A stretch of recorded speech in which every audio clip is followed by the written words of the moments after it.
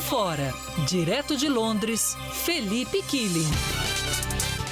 Hora de conversar com Felipe Killing, correspondente da Band em Londres, em toda a Europa, portanto, mas a informação que chega hoje é do Reino Unido mesmo, porque foi lançado um aplicativo, Sheila, para monitorar pessoas no combate ao coronavírus. Esse negócio é sempre polêmico. O quanto que isso vai servir para cuidar da saúde pública e quanto que vai servir para que o Estado tenha acesso às nossas informações, aos locais que a gente frequenta. Conta pra gente, Killing. Bom dia para você. Bom dia, Megali, Sheila, Carla e aos ouvintes. Olha, o aplicativo vai funcionar da seguinte maneira. Por meio do Bluetooth, será possível registrar pessoas que ficaram a menos de 2 metros de distância por mais de 15 minutos. E se alguma delas apresentar os sintomas ou for diagnosticada com a doença, as outras serão alertadas. Para que o projeto funcione, é preciso uma colaboração da sociedade, não só para baixar, como também para abastecer o aplicativo com informações. Por exemplo, se eu tiver febre ou tosse, eu coloco no aplicativo e outras pessoas que tiveram contato comigo serão avisadas. Essa é uma ferramenta que políticos querem implementar para que a quarentena por aqui seja relaxada. Claro, isso não será único, né? Existe uma série de medidas, até porque nem todo mundo tem smartphone e nem todo mundo deve fazer o download, porque a privacidade tem sido questionada pela população britânica. Autoridades garantem que todas as informações serão protegidas, mas mesmo assim há muitas pessoas com o pé atrás. Nos últimos anos a gente viu que informações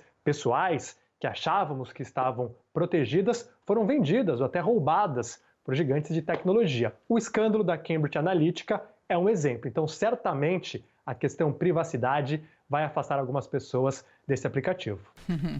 Medidas extremas para tempos extremos, né? É um negócio. É uma coisa meio... Como é que as pessoas falam? Isso é muito Black Mirror, se referindo àquele seriado lá que mostra um futuro distópico. Você ficar sabendo... Quer dizer, eu chego aqui no trabalho e sei se a Carla tossiu hoje. Eu tenho aqui a contabilidade de espirros do Pablo. Tem medidas mais polêmicas ou menos polêmicas, mas é o que a gente falou mais cedo. É na base de tentativa e erro. A gente está vivendo um momento inédito, exigindo ações inéditas e esquisitas às vezes mesmo, né? Ô Killing, lá se vão alguns meses, a gente não sabe ainda como esse vírus surgiu. A hipótese do cara que foi lá e comeu sopa de morcego é uma lenda urbana que nunca foi confirmada, mas provável é que o Covid tenha saído de um laboratório, acidentalmente ou não. Mas um especialista americano diz que não acredita que o corona tenha saído de um laboratório chinês. É isso aí, o Anthony Fauci é o diretor do Instituto de Alergia e Doenças Infecciosas dos Estados Unidos. É também o médico consultor do governo americano. E ele disse que não há evidências de que o vírus foi produzido em laboratório, indo na contramão do que já afirmou Donald Trump e o próprio secretário de Estado, o Mike Pompeo. O Fauci disse que, se observar a evolução do vírus em morcegos, é muito pouco provável que ele tenha sido feito em laboratório. Tudo leva a crer, segundo ele, que o coronavírus se desenvolveu em animais e aí saltou entre espécies. Falam que pode ter saído de um morcego, passado por um pangolim e aí talvez chegado em humanos. O primeiro-ministro da Austrália, o Scott Morrison, que é um adversário político da China, disse em entrevista coletiva nesta terça-feira que a maior probabilidade é que o coronavírus veio de um mercado de animais silvestres da cidade chinesa de Wuhan. A Organização Mundial da Saúde diz que não há provas para o que chamou de teoria especulativa, de que o vírus foi produzido em laboratório. Já a China chama essa teoria de insana. Algumas pessoas afirmam que o vírus foi feito em laboratório, mas o problema é que ainda não apresentaram provas. Então, ao que tudo indica hoje, segundo especialistas, o vírus veio mesmo de animais, Megali. Tem uma régua, sabe essas réguas de não sei o que lá, régua de Ocar, régua de não sei o que lá, que são teorias, né, pra você ter pra vida. Tem uma delas que eu não vou lembrar o nome agora, a Sheila no Google pode me ajudar, que é quando acontece alguma coisa errada. E há duas hipóteses, a de que essa coisa tenha sido provocada por maldade, deliberadamente, ou me perdoem o meu francês, ou por cagada, por burrice. Geralmente é por burrice.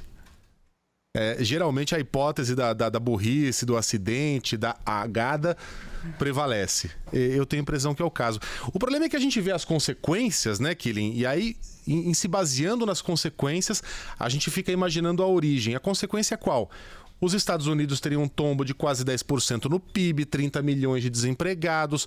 A União Europeia também vê queda de até 12%, o Brasil 6% e a China vai subir uns 2%. Então, no final das contas, a China, com seus 5 mil mortos, pelo menos oficialmente, vai ser a grande, entre aspas, vencedora no cenário geopolítico dessa crise que, ironicamente, foi criada lá mesmo.